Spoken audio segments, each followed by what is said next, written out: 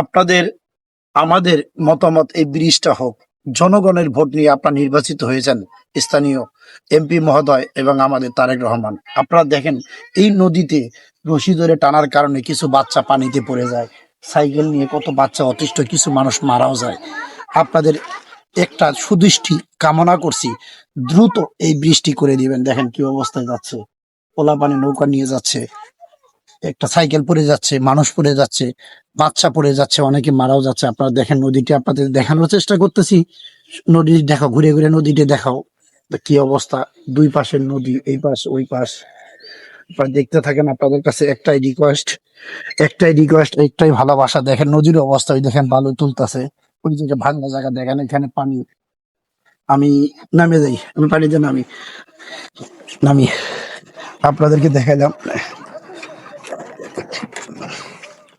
পানিতে নেমে দেখেন,